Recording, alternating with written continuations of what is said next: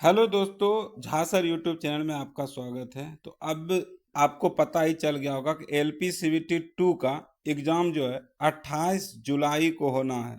तो आज 2 जुलाई हो गया है, मात्र 22 दिन बचा है। तो हमको लगा कि अब अंतिम समय में देखिए, ये पहला वीडियो है एलपी सेट, ये पहला है इसलिए थोड़ा सा इसमें टाइम लेंगे इंट्रोडक्शन में। देखिए, हमको लगा कि अंतिम समय में कुछ आपको ऐसा प्रोवाइड किया जाए, आपको ऐसा कुछ फ्री में मिलना चाहिए जो कि एग्जाम में मदद करे, आपका एग्जाम निकालने में मदद करे, क्वेश्चन लड़े।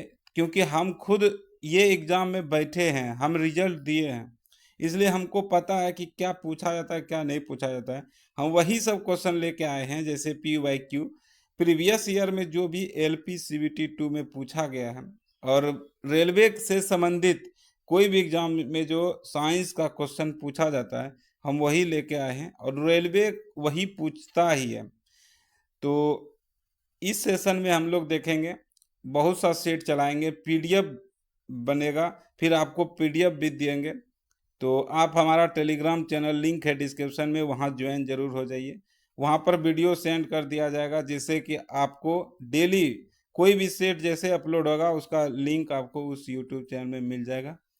तो अंतिम समय में एलपी सीबीटी 2 का basic science and engineering drawing का ये सेट नंबर पहला है, और ये यूट्यूब चैनल का नाम है झा सर। अभी हम लोग छोटे तबके के हैं इसलिए, लेकिन आपको क्वेश्चन की क्वालिटी देख कर लगेगा कि हाँ, हम मेहनत करते हैं। तो चलिए, समय को ध्यान में रखते हुए डायरेक्ट हम लोग चलते हैं क्वेश्चन पे। और उससे पहले अगर आप चैनल को सब्सक्राइब नहीं किए हैं अभी तक, तो प्लीज रिक्वेस्ट है कि चैनल को सब्सक्राइब कर लीजिएगा। धन्यवाद। चलते हैं क्वेश्चन पे। तो हम आ गए हैं LP CBT 2 basic science engineering drawing का ये सेट नंबर पहला है। मोस्ट एक्सपेक्टेड क्वेश्चन है भाई बाय झा सर।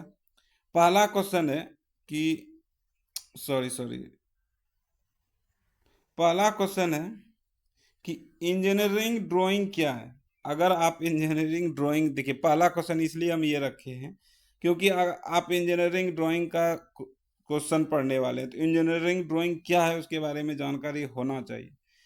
तो किसी विचार या संकल्पना का ग्राफिक प्रेजेंटेशन, यानी कि कोई आपका विचार है या संकल्पना है, उसका मैप के द्वारा, ऐसे ऐसे मैप के द्वारा आप अगर उसको ग्राफिक करते हैं, ड्राइंग पेपर है उसमें आप इसको बनाते हैं, तो वही है ड्राइंग, इंजीनियरिंग ड्राइंग।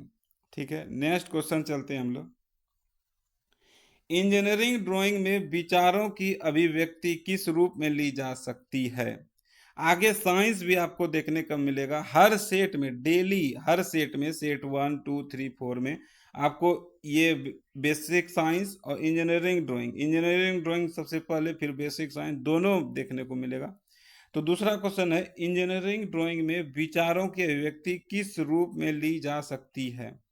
तो मौखिक रूप में भी ली जा सकती है, लिखित रूप में भी, और सांकेतिक रूप में। इंजीनियरिंग ड्राइंग में विचारों की अभिव्यक्ति, अगर आपके कोई विचार है तो इंजीनियरिंग ड्राइंग सेक्टर में आप मौखिक भी दे सकते हैं, लिखित भी और सांकेतिक भी।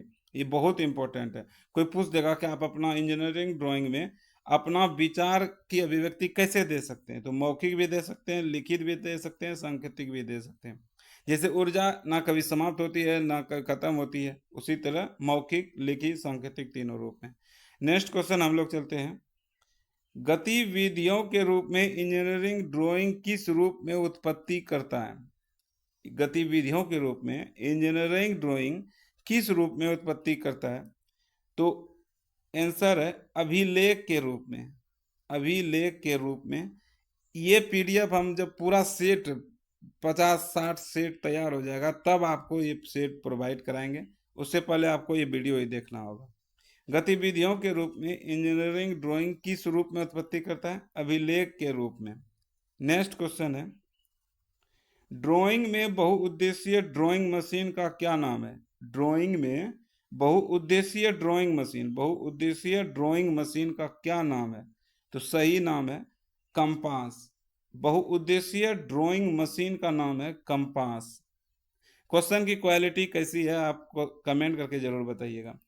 ड्राइंग बोर्ड में ड्राइंग बोर्ड बनाने में कैसी लकड़ी का प्रयोग होता है। जैसे आप ड्राइंग बोर्ड बनाइएगा तो उसमें किस तरह का लकड़ी का प्रयोग होगा, तो सही आंसर है नर्म लकड़ी। जो नर्म लकड़ी होगा उसी को हम ड्राइंग बोर्ड बनाने में उपयोग करते हैं।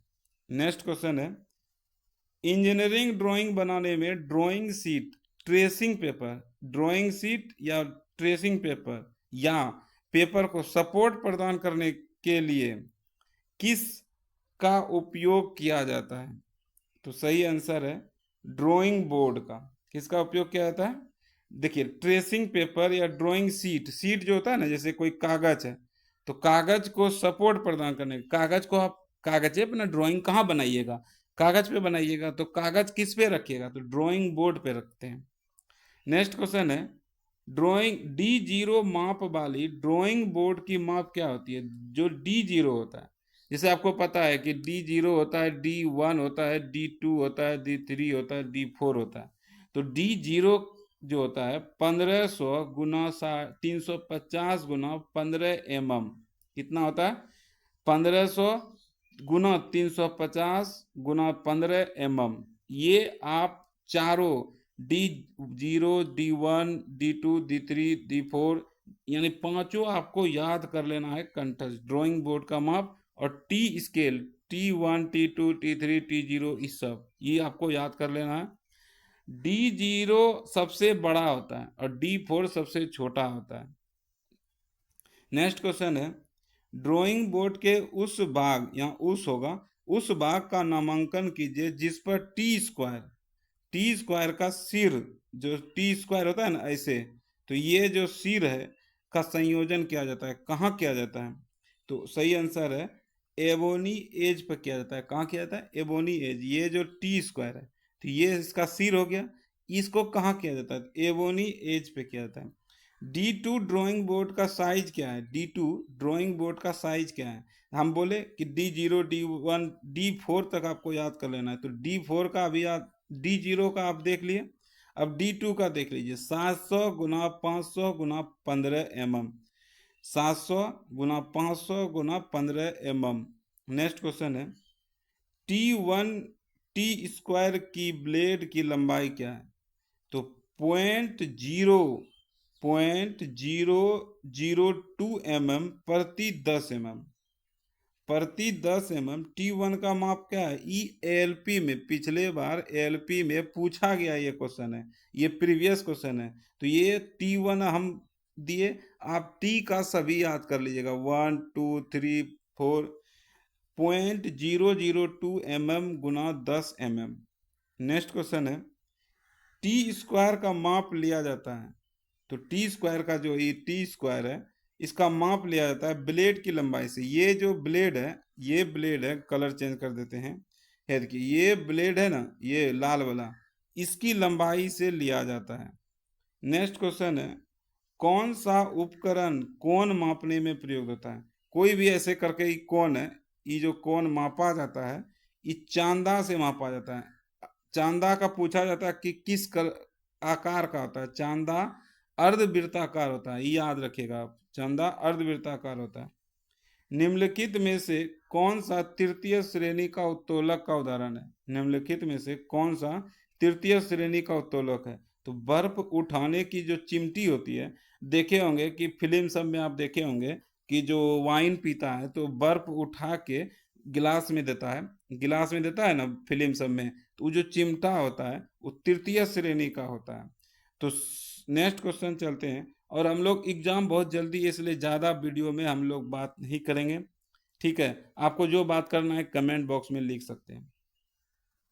सी सौ किस श्रेणी का उदाहरण है, सी सौ किस श्रेणी, एक होता है सी सौ, आपको नहीं पता होगा क्या होता है, आप गूगल कर लीजिएगा, सी सौ का फोटो दिख जाएगा।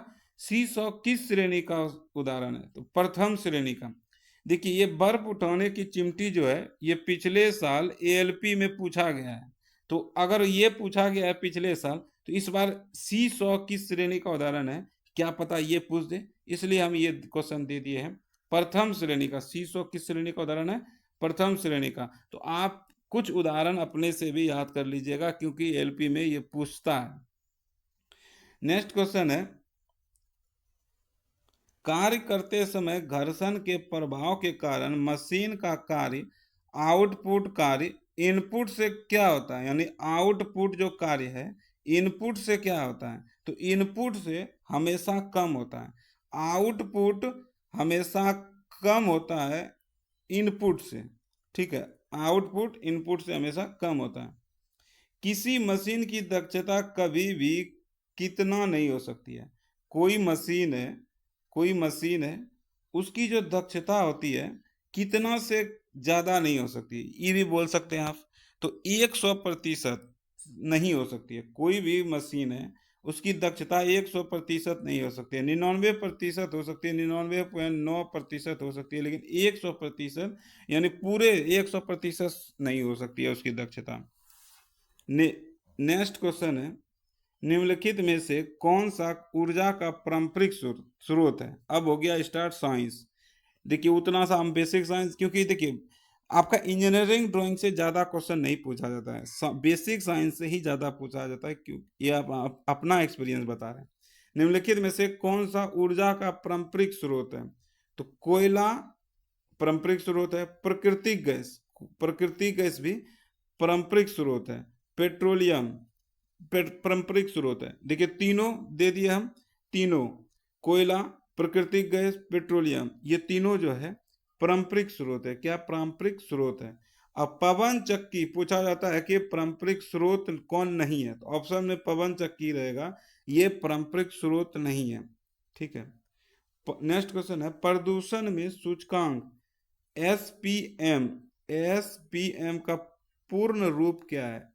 प्रदूषण में एसपीएम प्रदूषण से संबंधित है, ठीक है, तो एसपीएम का पूर्ण रूप होता है suspended particulate matter, suspended particulate matter. और कुछ फुल फॉर्म आप भी याद कर लीजिएगा, बहुत जरूरी है, पूछा जाता है। नेक्स्ट क्वेश्चन है, पर्यावरण की रक्षा के लिए पहला आधिकारिक अंतर्राष्ट्रीय निम्नलिखित में से कौन सा था, यानी काम होगा, काम अंतर्राष्ट्रीय काम कौन सा था, तो सबसे पहले हुआ था स्टॉकहोम सम्मेलन। पर्यावरण की रक्षा के लिए सबसे पहला आधिकारिक अंतर्राष्ट्रीय काम था स्टॉकहोम सम्मेलन। नेक्स्ट क्वेश्चन है, कार्बन, नाइट्रोजन तथा सल्फर के ऑक्साइड जो जीवाश्म ईंधनों के जलने पर मुक्त होते हैं वह कौन है। देखिए कार्बन, नाइट्रोजन और सल्फर के ऑक्साइड, ये तीनों का ऑक्साइड जो जीवाश्म ईंधनों के जलने पर मुक्त होते हैं वह है अम्लीय ऑक्साइड। कौन है, अम्लीय ऑक्साइड। और आज का सेशन यहीं पर रखते हैं, क्योंकि ये पहला सेट था, तो ये इतना सा क्वेश्चन आपको दिए हैं, ये बहुत इंपॉर्टेंट है। आप 2-3 बार वीडियो को जरूर देख लीजिएगा, जिससे आपका एक CBT 2 LP CBT 2 एग्जाम निकालने में मददगार साबित हो सके। और कैसा लगा क्वेश्चन कमेंट करके जरूर बताइएगा। और अभी तक अगर चैनल को सब्सक्राइब नहीं किए हैं तो सब्सक्राइब कर लीजिएगा, और टेलीग्राम चैनल जरूर ज्वाइन कर लीजिएगा। धन्यवाद।